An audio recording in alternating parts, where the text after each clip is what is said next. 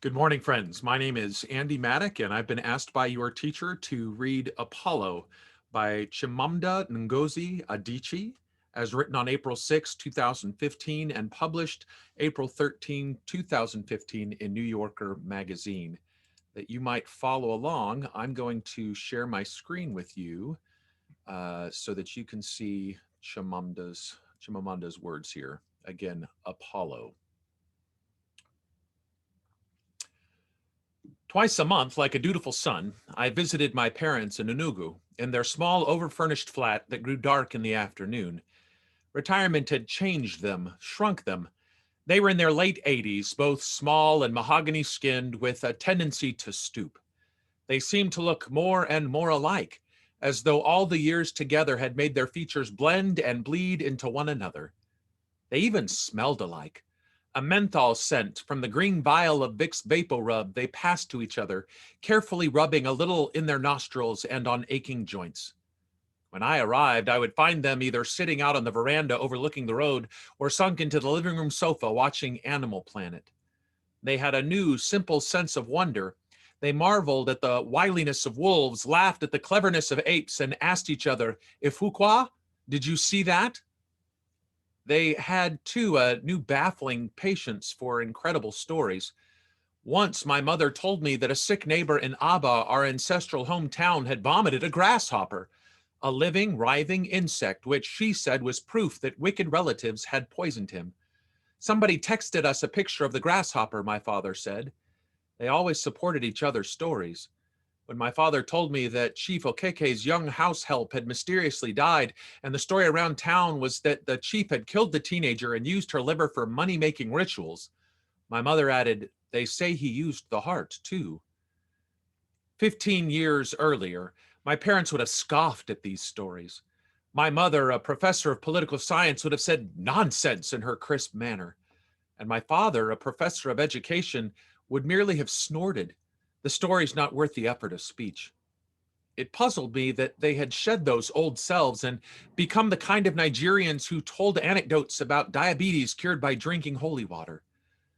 Still, I humored them and half listened to their stories. It was a kind of innocence, this new childhood of old age.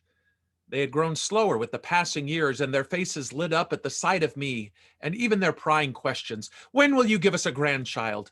When will you bring a girl to introduce to us? No longer made me as tense as before. Each time I drove away on Sunday afternoons after a big lunch of rice and stew, I wondered if it would be the last time I would see them both alive.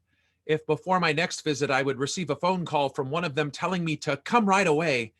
The thought filled me with a nostalgic sadness that stayed with me until I got back to Port Harcourt. And yet I knew that if I had a family, if I could complain about rising school fees as the children of their friends did, then I would not visit them so regularly. I would have nothing for which to make amends. During a visit in November, my parents talked about the increase in armed robberies all over the East. Thieves, too, had to prepare for Christmas. My mother told me how a vigilante mob in Onitsha had caught some thieves, beaten them, and torn off their clothes, how old tires had been thrown over their heads like necklaces amid shouts for petrol and matches before the police arrived, fired shots in the air to disperse the crowd, and took the robbers away. My mother paused, and I waited for a supernatural detail that would embellish the story. Perhaps just as they arrived at the police station, the thieves had turned into vultures and flown away. Do you know, she continued, one of the armed robbers, in fact the ringleader, was Raphael. He was our houseboy years ago. I don't think you'll remember him. I stared at my mother. Raphael. It's not surprising he ended like this, my father said. He didn't start well. My mind had been submerged in the foggy lull of my parents' storytelling, and I struggled now with the sharp awakening of a memory. My mother said again, you probably won't remember him. There were so many of these houseboys. You were young. But I remembered. Of course, I remembered Raphael. Nothing changed when Raphael came to live with us. Not at first. He seemed like all the others, an ordinary-looking teen from a nearby village. The houseboy before him, Hyginus, had been sent home for insulting my mother.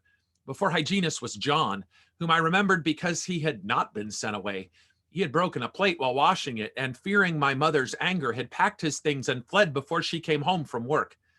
All the houseboys treated me with the contemptuous care of people who disliked my mother. Please, come and eat your food, they would say. I don't want trouble from Madame.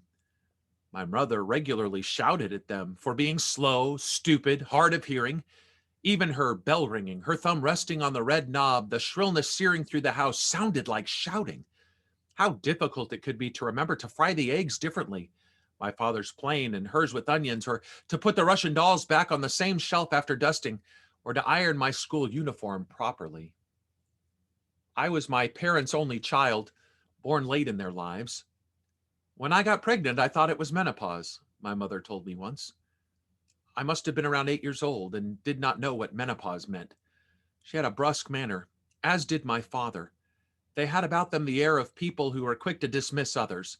They had met at the University of Abadan, married against their family's wishes. His thought her too educated, while hers preferred a wealthier suitor, and spent their lives in an intense, intimate competition over who would publish more, who won at badminton, and who had the last word in argument. They often read aloud to each other in the evening from journals or newspapers, standing rather than sitting in the parlor, sometimes pacing as though about to spring at a new idea. They drank Mateus Rosé, that dark, shapely bottle always seemed to be resting on a table near them, and left behind glasses faint with reddish dregs. Throughout my childhood, I worried about not being quick enough to respond when they spoke to me. I worried, too, that I did not care for books. Reading did not do to me what it did to my parents, agitating them or turning them into vague beings lost in time who did not quite notice when I came and went. I read books only enough to satisfy them, to answer the kinds of unexpected questions that might come up in the middle of a meal. Oh, what did I think of Pip? Had a Zulu done the right thing? I sometimes felt like an interloper in our house. My bedroom had bookshelves stacked with overflowing books that did not fit in the study or the corridor, and they made my stay feel transient, as though I were not quite where I was supposed to be. I sensed my parents' disappointment in the way they glanced at each other when I spoke about a book, and I knew that what I had said was not incorrect, but merely ordinary, uncharged with their brand of originality. Going to the staff club with them was an ordeal. I found badminton boring. The shuttlecock seemed to me an unfinished thing, as though whoever had invented the game had stopped halfway. What I loved was kung fu. I watched Enter the Dragon so often that I knew all of the lines, and I longed to wake up and be Bruce Lee. I would kick and strike at the air at imaginary enemies who had killed my imaginary family. I would pull my mattress onto the floor and stand on two thick books, usually hardcover copies of Black Beauty and the Water Babies, and leap onto the mattress and screaming, "Hi-ya!" like Bruce Lee. One day in the middle of my practice, I looked up to see Raphael standing in the doorway watching me. I expected a mild reprimand. He had made my bed that morning, and now the room was in disarray. Instead, he smiled, touched his chest, and brought his fingers to his tongue as though tasting his own blood. My favorite scene. I stared at Raphael with a pure thrill of unexpected pleasure.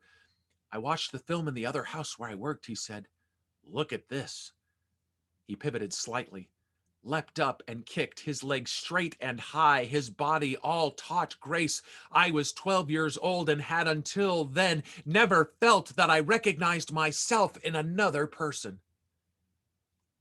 Raphael and I practiced in the backyard, leaping from the raised concrete soakway and landing on the grass. Raphael told me to suck in my belly, to keep my legs straight and my fingers precise. He taught me to breathe. My previous attempts in the enclosure of my room had felt stillborn. Now, outside with Raphael slicing the air with my arms, I could feel my practice becoming real, with soft grass below and high sky above and the endless space mine to conquer. This was truly happening. I could become a black belt one day. Outside the kitchen door was a high open veranda, and I wanted to jump off its flight of 6 steps and try a flying kick. No, Raphael said, that veranda is too high. On weekends, if my parents went to the staff club without me, Raphael and I watched Bruce Lee videotapes. Raphael saying, "Watch it, watch it." Through his eyes, I saw the films anew, Some moves that I thought merely competent became luminous when he said, "Watch it." Raphael knew what really mattered.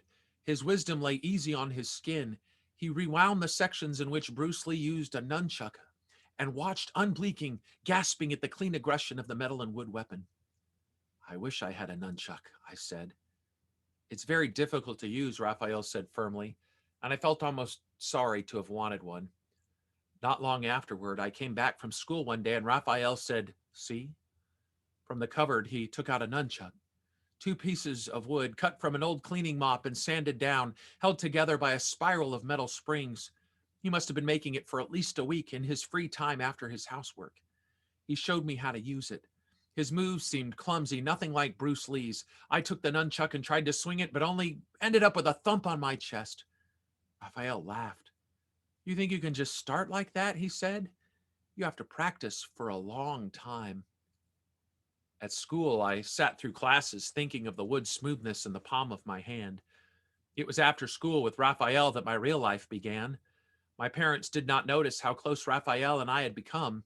All they saw was that I now happened to play outside, and Raphael was, of course, part of the landscape of outside, weeding the garden, washing pots at the water tank.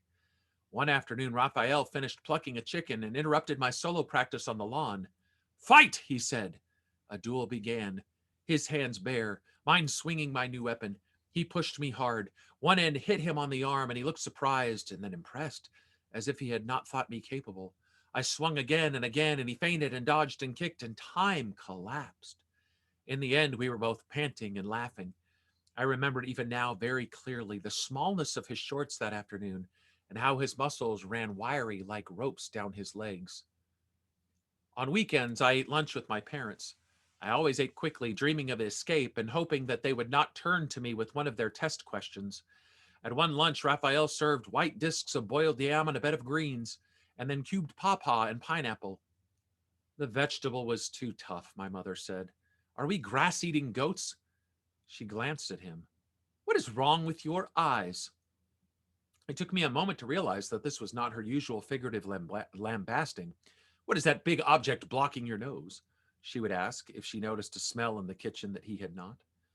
The whites of Raphael's eyes were red, a painful, unnatural red. He mumbled that an insect had flown into them. "It looks like Apollo," my father said. My mother pushed back her chair and examined Raphael's face. "Aha! Yes, it is. Go to your room and stay there." Raphael hesitated as though wanting to finish clearing the plates. "Go," my father said, "before you infect us all with this thing." Raphael looked confused, edged away from the table. My mother called him back. "Have you had this before?" "No, madam." "It's an infection of your conjunctiva, the thing that covers your eyes." In the midst of her Igbo words, conjunctiva sounded sharp and dangerous. "We're going to buy medicine for you. Use it 3 times a day and stay in your room. Don't cook until it clears." Turning to me, she said, "Oh, Kenwa, make sure you don't go near him. Apollo is very infectious." And from her perfunctory tone, it was clear that she did not imagine I would have any reason to go near Raphael. Later, my parents drove to the pharmacy in town and came back with a bottle of eye drops, which my father took to Raphael's room in the boys' quarters at the back of the house with the air of someone going reluctantly into battle. That evening, I went with my parents to Obola Road to buy a kara for dinner. When we returned, it felt strange not to have Raphael open the front door, not to find him closing the living room curtains and turning on the lights. In the quiet kitchen, our house seemed emptied of life. As soon as my parents were immersed in themselves, I went out to the boys' quarters and knocked on Raphael's door. It was ajar. He was lying on his back, his narrow bed pushed against the wall, and turned when I came in, surprised, making as if to get up. I had never been in his room before. The exposed light bulb dangling from the ceiling cast somber shadows. "What is it?" he asked. "Nothing. I came to see how you are." He shrugged and settled back on the bed. "I don't know how I got this. Don't come close." But I went close. "I had Apollo in primary 3. I said, it will go quickly. Don't worry. Have you used the eye drops this evening?" He shrugged and said nothing. The bottle of eye drops sat unopened on the table. "Have you used them at all?" I asked. "No." "Why?" He avoided looking at me. "I cannot do it." Raphael could disembowel a turkey and lift a full bag of rice. Could not drip? Liquid medicine into his eyes? At first, I was astonished, and then amused, and then moved. I looked around his room and was struck by how bare it was. The bed pushed against the wall, a spindly table, a gray metal box in the corner, which I assumed contained all that he owned. I will put the drops in for you, I said. I took the bottle and twisted off the cap. Don't come close, he said again. I was already close. I bent over him, and he began a frantic blinking. Breathe, like in Kung Fu, I said. I touched his face, gently pulled down his lower left eyelid, and dropped the liquid into his eye. The other lid I pulled more firmly because he had shut his eyes tight. No, I said. Sorry. He opened his eyes and looked at me, and on his face shone something wondrous. I had never felt myself the subject of admiration. It made me think of science class, of a new maze growing greenly toward the light. He touched my arm. I turned to go. I'll come before I go to school, I said. In the morning, I slipped into his room, put his eye drops in, and slipped out into my father's car to be dropped off at school. By the third day, Raphael's room felt familiar to me, welcoming, uncluttered by objects. As I put in the drops, I discovered things about him that I guarded closely. The early darkening of hair above his upper lip, the ringworm patch in the hollow between his jaw and his neck. I sat on the edge of his bed and we talked about Snake and the Monkey's Shadow. We had discussed the film many times and we said things that we had said before, but in the quiet of his room, they felt like secrets. Our voices were low, almost hushed. His body's warmth cast warmth over me. He got up to demonstrate the snake style, and afterward, both of us laughing, he grasped my hand in his. Then he let go and moved slightly away from me. This Apollo has gone, he said. His eyes were clear. I wish he had not healed so quickly. I dreamed of being with Raphael and Bruce Lee in an opening field, practicing for a fight. When I woke up, my eyes refused to open. I pried my lids apart. My eyes burned and itched. Each time I blinked, they seemed to produce more pale, ugly fluid that coated my lashes. It felt as if heated grains of sand were under my eyelids. I feared that something inside me was thawing that was not supposed to thaw. My mother shouted at Raphael, "Why did you bring this thing into my house? Why?" It was as though by catching Apollo, he had conspired to infect her son. Raphael did not respond. He never did when she shouted at him. She was standing at the top of the stairs and Raphael was below her. How did he manage to give you Apollo from his room? My father asked me. It wasn't Raphael. I think I got it from somebody in class, I told my parents. Who? I should have known my mother would ask. At that moment, my mind erased all my classmates' names. Who? She asked again. Chidi Obi, I said finally, the first name that came to me. He sat in front of me and smelled like old clothes. Do you have a headache? My mother asked. Yes. My father brought me Panadol. My mother telephoned Dr. Igbokwe. My parents were brisk. They stood by my door watching me drink a cup of Milo that my father had made. I drank quickly. I hoped that they would not drag an armchair into my room as they did every time I was sick with malaria. When I would wake up with a bitter tongue to find one parent inches from me silently reading a book, and I would will myself to get well quickly to free them. Dr. Bogwe arrived and shined a torch in my eyes. His cologne was strong. I could smell it long after he'd gone, a heady scent close to alcohol that I imagined would worsen nausea. After he left, my parents created a patient's altar by my bed. On a table covered with cloth, they put a bottle of orange Lucozade, a blue tin of glucose, and freshly peeled oranges on a plastic tray. They did not bring the armchair, but one of them was home throughout the week that I had Apollo.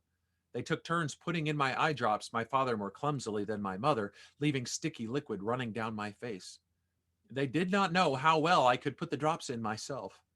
Each time they raised the bottle above my face, I remembered the look in Raphael's eyes in that first evening in his room, and I felt haunted by happiness. My parents closed the curtains and kept my room dark. I was sick of lying down. I wanted to see Raphael, but my mother had banned him from my room as though he could somehow make my condition worse. I wished that he would come and see me. Surely he could pretend to be putting away a bed sheet or bringing a bucket to the bathroom. Why didn't he come? He had not even said sorry to me. I strained to hear his voice, but the kitchen was too far away and his voice when he spoke to my mother was too low. Once, after going to the toilet, I tried to sneak downstairs to the kitchen, but my father loomed at the bottom of the stairs. Kadu? He asked. Are you all right? I want water, I said. I'll bring it. Go and lie down. Finally, my parents went out together. I'd been sleeping and woke up to the sense of emptiness of the house. I hurried downstairs into the kitchen. It too was empty. I wondered if Raphael was in the boys' quarters. He was not supposed to go to his room during the day, but maybe he had now that my parents were away. I went out to the open veranda. I heard Raphael's voice before I saw him standing near the tank, digging his foot into the sand, talking to Josephine, Professor Nwosu's house help. Professor Nwosu sometimes sent eggs from his poultry and never let my parents pay for them. Had Josephine brought eggs? She was tall and plump. Now she had the air of someone who had already said goodbye but was lingering. With her, Raphael was different. The slouch in his back, the agitated foot. He was shy. She was talking to him with a kind of playful power, as though she could see through him to things that amused her, and my reason blurred. Raphael, I called out. He turned. Oh, Kenwa, are you allowed to come downstairs? He spoke as though I were a child, as though we had not sat together in his dim room. I'm hungry. Where is my food? It was the first thing that came to me, but in trying to be imperious, I sounded shrill. Josephine's face puckered, as though she were about to break into slow, long laughter. Raphael said something that I could not hear, but it had the sound of betrayal. My parents drove up just then, and suddenly Josephine and Raphael were roused. Josephine hurried out of the compound, and Raphael came toward me. His shirt was stained in the front, orangish, like palm oil from soup. Had my parents not come back, he would have stayed there mumbling by the tank. My presence had changed nothing. What do you want to eat? He asked. You didn't come to see me. You know, Madame said that I should not go near you. Why was he making it all so common and ordinary? I too had been asked not to go to his room, and yet I had gone, and I had put his drops in every day. After all, you gave me Apollo, I said. Sorry. He said it dully, his mind elsewhere. I could hear my mother's voice. I was angry that they were back. My time with Raphael was shortened, and I felt the sensation of a widening crack. Do you want plantain or yam? Raphael asked, not to placate me, but as if nothing serious had happened. My eyes were burning again. He came up the steps. I moved away from him too quickly to the edge of the veranda. My rubber slippers shifted under me. Unbalanced, I fell. I landed on my hands and knees, startled by the force of my own weight, and I felt tears coming before I could stop them. Stiff with humiliation, I did not move. My parents appeared. "Oh, Kenwa!" my father shouted. I stayed on the ground. A stone sunk in my knee. Raphael pushed me. What? My parents said at the time, in English. What? There was time. Before my father turned to Raphael, and before my mother lunged at him as if to slap him, and before she told him to go pack his things and leave immediately, there was time. I could have spoken. I could have cut into that silence. I could have said that it was an accident. I could have taken back my lie and left my parents merely to wonder.